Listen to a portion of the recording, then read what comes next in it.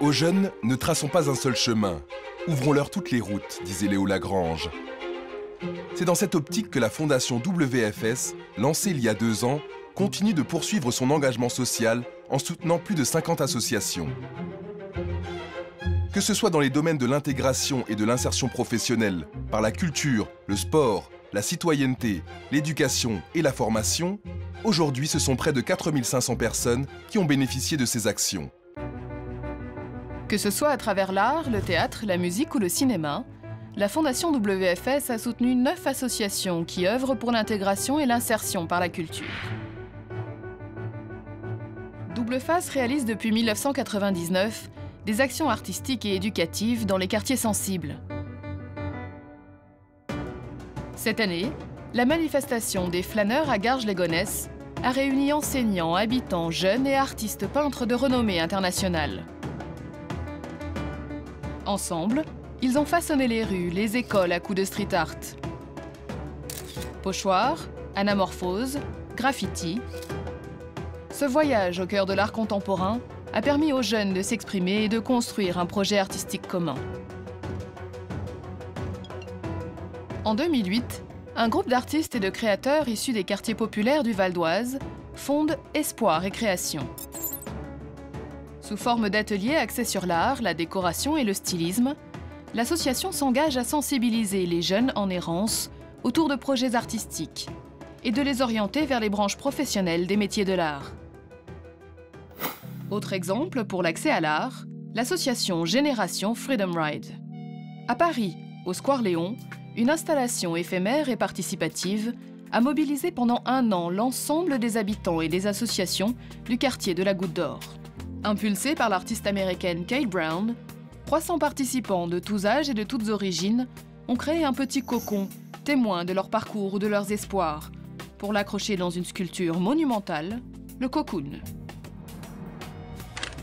Créé en 1993 à Trappes par Jean-Baptiste Chauvin et Alain Degois, dit Papy, la compagnie Déclic Théâtre initie les jeunes à la pratique artistique du match d'improvisation théâtrale. Improvisation mixte qui aura pour thème flan de sardines et morues.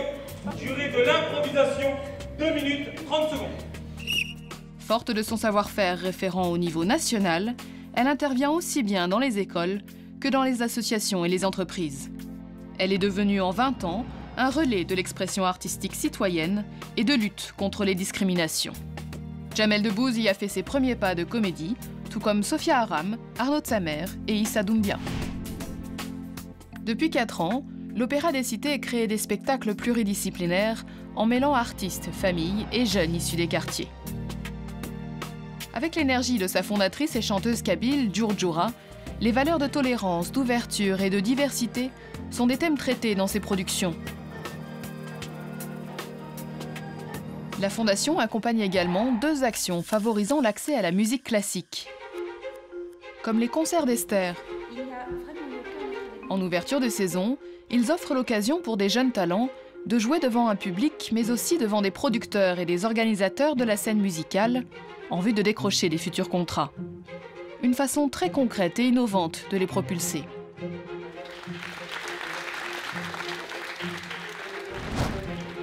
À Auvers-sur-Oise, l'association du prestigieux festival soutient des jeunes interprètes de musique classique et des compositeurs. Elle leur donne aussi la possibilité d'éditer leur premier disque. Une première carte de visite pour eux. Munis de caméras, des jeunes en rupture se réalisent à travers cette formation aux techniques du cinéma et de l'audiovisuel. Durant 2 semaines sur l'île de Groix, l'association Regard vers l'autre, composée d'une vingtaine de professionnels ainsi que de bénévoles, s'est fixé comme objectif d'accompagner ces jeunes. Il les prépare à la rencontre avec le monde du travail et les maisons de production. Moi, je vais aller faire du stop, si ça te tente. Non. Des jeunes humoristes de Paris et de Beaumont-sur-Oise se produisent sur scène devant un large public. Bienvenue, vous êtes au Dimanche de la Comédie. Cette association existe depuis tout juste 1 an. Dès ses débuts, la Fondation WFS a pris le risque de la soutenir. Et aujourd'hui, c'est pari gagné,